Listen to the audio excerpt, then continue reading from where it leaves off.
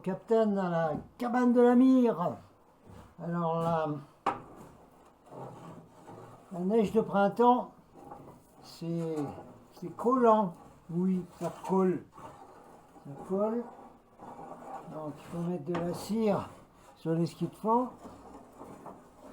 Et puis chauffer un cul de casserole au feu. Et puis faire fondre la cire sur les skis. Les skis de fond. Voilà.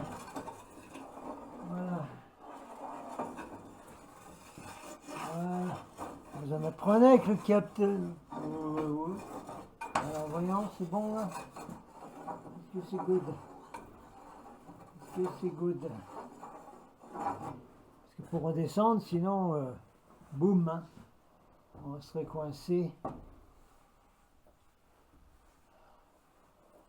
Qui fera bien l'affaire. Allez, on se chauffe un peu près du feu. Combien ici? Bon, 1006 par là. Cabane de la Mire, super quoi. Alors, on va répéter un peu pour tout le monde, parce que dans les news actuelles, les situations actuelles, il y a beaucoup de confusion, il y a beaucoup de théâtre et de cinéma qu'on nous met dans la figure.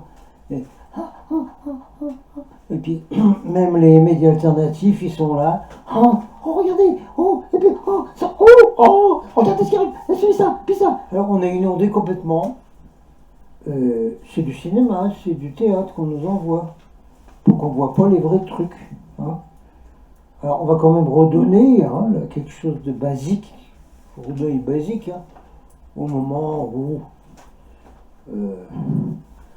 Macarcon, là, il va en guerre, là.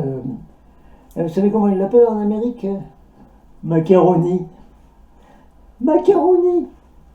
Donc Macaroni, comme il veut aller en guerre, etc. Ben, écoutez, donc, je l'ai mis dans une vidéo, hein, ce que dit Étienne Chouard. Les guerres sont organisées pour arrêter la dissidence dans chaque pays concerné. Vu que c'est les mêmes qui dirigent chaque côté de la guerre et qui en profitent, c'est super. On déclare une guerre et puis interdit de bouger à l'intérieur de chaque pays. Hein. Les manifestations, les révoltes, non, on est en guerre là, voilà, complètement en guerre. Voilà. Donc c'est bien, ça liquide la dissidence. Voilà. Dixit par Étienne Chouard. Qu'est-ce que vous voulez qu'on dise de mieux là-dessus? Alors on va donner une base là, quand même, qu'on a déjà donné, mais on la redonne tout le temps, par celui qui nomme les présidents en France. Depuis qu'il est sorti de ces grandes écoles, je sais pas quoi. Ça m'impressionne pas, moi, tes grandes écoles, hein, monsieur Jacques Attali. Pas du tout, mon camarade, pas du tout. Hein. Parce que moi, je vous ai vu, moi, hein, ceux qui venaient de l'ENA, des HEC, de tout ce que vous voulez, là, hein, dans les concours nationaux d'administration. Hein.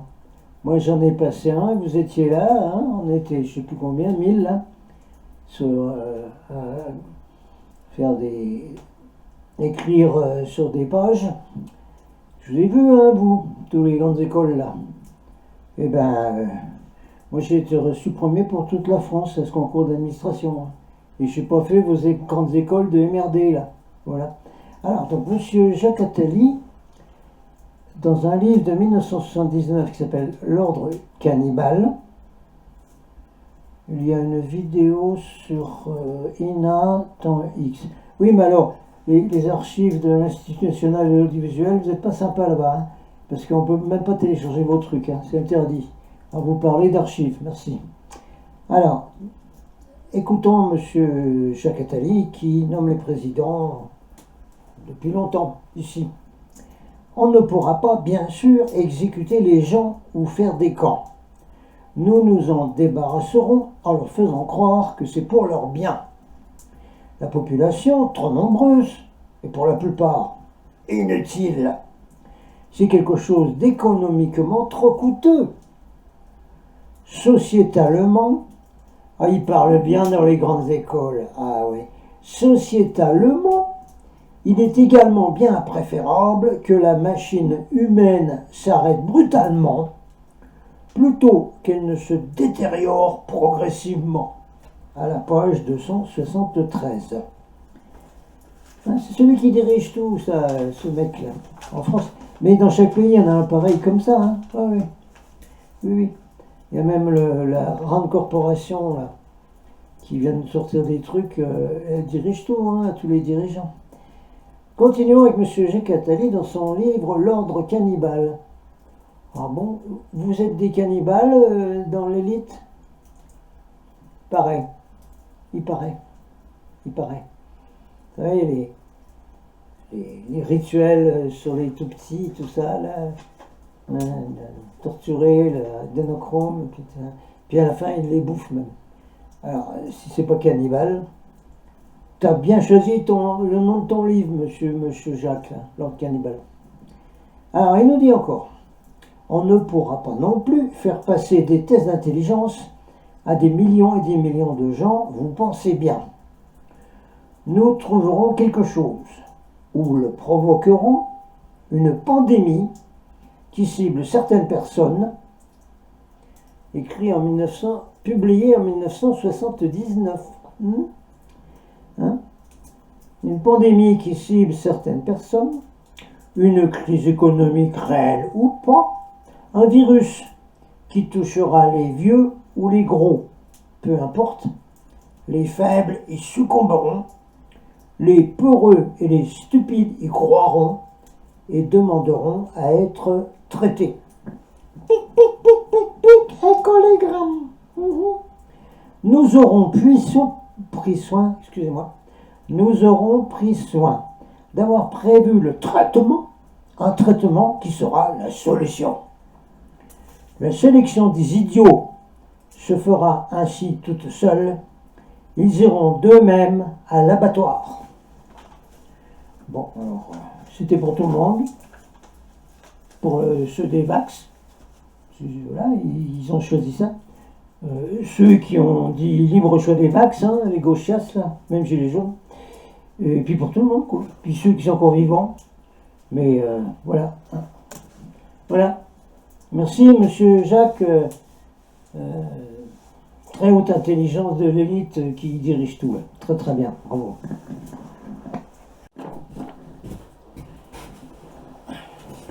Bon, on va donner un peu à des choses qui viennent d'ailleurs, n'est-ce pas? Avec des gens sur Terre qui ont été contactés par des êtres très évolués qui viennent d'ailleurs. Bon. J'y connais quelque chose là-dedans et j'ai beaucoup de collègues comme ça dans les grands congrès internationaux où je représentais la France. Donc ça peut être avalé par tout le monde. C'est des bonnes pilules. Et même les manifestants ont des cases bien ouvertes maintenant. Ils peuvent avaler ça tout pareil. Alors, on va reprendre quelques textes là d'Eugenio Siragusa, qui est un contacté de Sicile, contacté physique, hein, avec des extraterrestres. Première rencontre physique a eu lieu le 30 avril 1962. Alors, il a eu beaucoup d'autres rencontres après, et il a appris que ceux qui venaient le voir ou le rencontrer, avec des vaisseaux spatiaux qui atterrissaient sur les pentes du volcan Etna, en Sicile. Alors, ils font partie d'une confédération intergalactique à laquelle adhèrent les habitants de nombreuses planètes. Ils sont les tuteurs de l'espèce humaine, y compris ceux de cette planète. Les hommes de la Terre ne savent pas qu'une humanité hautement évoluée envoie des astronautes et des missionnaires de nombreuses années-lumière, hein, pour porter parmi nous un message universel et nous éclairer sur notre existence réelle. Alors, ils ne mâchent pas leurs mots. Hein. Je leur dirai une autre fois, hein, le gros théâtre et cinéma, j'ai parlé avant de cinéma-théâtre, qui se passe chez tous les gens spirituels qui avalent comme du miel les channelings qui sont tous bidons, toutes les informations des galactiques. Moi, je connais personne qui donne des vraies informations aux galactiques en ce moment. Je ne vois personne aux alentours.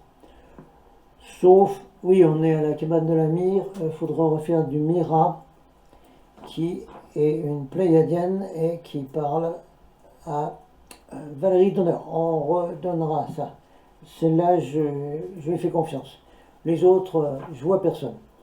Alors, voyons un peu comment il parle, ce qui n'est pas du tout dans les channeling. Au lieu de nous remercier, disent-ils, pour nos efforts, vous feignez de nous ignorer et vous foulez nos enseignements. Depuis longtemps, nous aurions toutes les raisons de vous considérer comme des ennemis. Votre impiété, votre blasphème, votre crime contre la vie serait suffisant à justifier une telle inimitié envers vous. Mais nous avons aboli ceci depuis longtemps, car c'est un raisonnement absolument vide. Nous venons avec humilité pour vous exhorter à avoir un plus grand sentiment spirituel pour tout ce qui vous entoure du règne minéral au règne végétal ou animal et humain. Alors voyez un peu ce qu'il faisait Eugenio Siragusa le 15 août 1962. Voyage en ovni, le système solaire, qui avait été publié dans la revue Ondes Vives de mars 73. C'était une très bonne revue. Alors, un résumé donc de ce qui s'est passé en 62 dans la 7e rencontre de Eugenio Siragusa. Le 15 août 1962, à 23h, appelé télépathiquement comme d'habitude, c'est Eugenio qui parle, je me rendis au lieu de rencontre et m'attendait Itakar, qui est un officier du Cristal Bell, et Saki, S-A-K-I, m'y attendaient et m'embrassèrent. Nous entrâmes dans la soucoupe volante. Itakar, passant la main sur une sorte de triangle, fit démarrer l'engin. Quelques minutes plus tard, nous étions arrivés. Nous sortîmes et je vis que nous étions dans un grand cratère volcanique dont le fond poli servait d'atterrissage. Itakar me dit que nous étions sur le satellite de la Terre, c'est-à-dire la Lune. Alors la Lune, il y a beaucoup de choses à dire, hein, on fera une autre fois. Davidac a expliqué que c'était un engin artificiel qui était opéré par les archons draco-reptiliens, mais la Confédération a mis des bases quand même sur la Lune pour surveiller des bases souterraines, quoi. Alors, ils entrent donc dans la base, qui était éclairée par le plafond. On ne voyait pas de lampe, on voyait des portes avec des signes géométriques. Je vis une chambre circulaire de 20 mètres de diamètre avec une table ronde entourée de sièges, et Itakar et moi nous nous assîmes tandis que Saki sortait. Bientôt entra un homme que je connaissais déjà. Je me levai et je lui serrai la main. Ça, c'est des vrais contacts galactiques, hein. C'est pas le fourbi qu'on entend actuellement, hein, et que beaucoup aiment tellement. Alors, je le connaissais, il arrive, il dit « Je suis Pomar de la planète Atun. Me trouvant sur la Terre où je devais passer plusieurs jours, je pensais te revoir et te parler de choses que tu ne sais pas et que tu ne comprendras peut-être pas maintenant. Néanmoins, imprime-les bien dans la pensée afin de t'en souvenir et de le répéter à tes frères. » Ça, c'est une rencontre physique. Vous avez un être de la Confédération qui parle directement à un contacté de la Terre, Eugenio Siragusa. Vous comprenez un peu là ce que c'est? Nous appelons votre Terre Saras, S-A-R-A-S. C'est un ancien mot chaldéen, Shanran. Bon.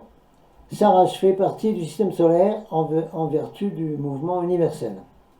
Si ce mouvement venait à cesser, il en résulterait une rupture d'équilibre qui affecterait l'harmonie de la création et bouleverserait les lois précises qui la gouvernent. La Terre ne pourrait plus exister comme telle. Il faut donc, pour subsister, continuer son mouvement qui lui permet non seulement de parcourir son orbite, mais de se mouvoir selon des calculs extrêmement exacts de la nature, en synchronicité avec tout le reste du cosmos. On comprend ici l'inquiétude des frères de l'espace en cas de guerre nucléaire, n'est-ce pas? Parce que si la Terre change d'orbite ou bouge sur son axe, ça démolit tout la gravitation universelle dans le cadran spatial. Voilà. On continue avec Pomar. Dans l'espace compris entre les mondes matériels, il existe un immense filet éthérique, un océan éthérique. Ces mondes naviguent avec leurs satellites dans cet océan. Le cosmos, où nos mondes orbitent, représente la totalité des formes intérieures. La nature est conforme à la loi binaire parce qu'elle est la manifestation de formes extérieures. Les deux sont reliés au cercle éternel d'évolution et d'arrêt. Le dualisme trouve sa réplique dans divers symboles sur votre Terre. Bon, il explique là les symboles sur la Terre qui forment toute la géométrie sacrée que nous connaissons. Alors, vos hommes de science n'ont jamais pensé à ce que deviendrait l'existence humaine si ces lois universelles venaient à faillir ne serait-ce qu'un instant. Eh bien, cela pourrait se produire, pour absurde que cette hypothèse puisse sembler, à la suite de multiples explosions atomiques dans le passé. Et on peut en avoir prochainement. N'est-ce pas, monsieur Macaroni? On reprend avec Pomar. L'astre solaire est un celle de la création et par rapport à l'univers comme l'esprit qui est au corps. De même que l'esprit vivifie la matière, le soleil anime tout le système solaire. Si vous était donné de le regarder hors de votre atmosphère, vous seriez stupéfait de voir comme une balle violette au reflet vert opaque, parfois iridescent, multitude de couleurs ou de mine le bleu profond. Vous auriez aussi, pour la première fois, l'impression que le soleil est obscur et que par l'énergie de chaleur et de lumière qui semble émaner de lui, ce n'est qu'un aspect de la radiation effective de l'astre. Combien de conceptions erronées ont été émises par vos savants et combien de doutes les assaillent. Tout cela parce qu'ils marchent 100 fois dans une fausse voie. En fait, le soleil ne représente pas autre chose qu'un centre d'émanation, une source de ondes de haute fréquence, avec une fréquence extrêmement haute, concentrant un potentiel de haute valeur qui vous donne la vie sur votre monde. Voilà, on s'arrête avec ce message de Pomar, donné lors d'une rencontre physique avec Eugenio Siragusa, dans une des bases de la Confédération qui sont sur la Lune. Attention, ces bases ne sont là que pour surveiller ce que font les archons draco-reptiliens. On arrête là pour cet exposé, cette petite information galactique. Adonai Vassou, Baragos. Non, ça c'est rien, c'est le réchauffement climatique là. Oui. Non mais tout le monde, vous allez me faire le plaisir de regarder le meilleur spécialiste, le meilleur alerteur sur la destruction de la planète par la géo-ingénierie avec les chemtrails, manipulation des jet streams, de tout. On a nommé Dan Wigington. Alors vous allez regarder les alertes de Dan Wigington. Dans la description, on met un lien. Dans la vidéo YouTube, vous allez dans les paramètres et vous allez chercher sous-titres et vous allez chercher en français. Ça se fait, c'est facile. Vous aurez des sous-titres en français comme ça. Et vous allez me regarder toute cette vidéo parce qu'il nous déballe la vérité sur la situation actuelle de la planète qui est causée par une élite de fous, de possédés du démon, carrément, et qui détruisent tout sur la planète. Et c'est pas la faute des humains. Globalement, non. Très peu. Alors, écoutez bien Dan Wigington. Voilà. Alors, moi, je vous laisse dans le réchauffement climatique. Là. Captain Out.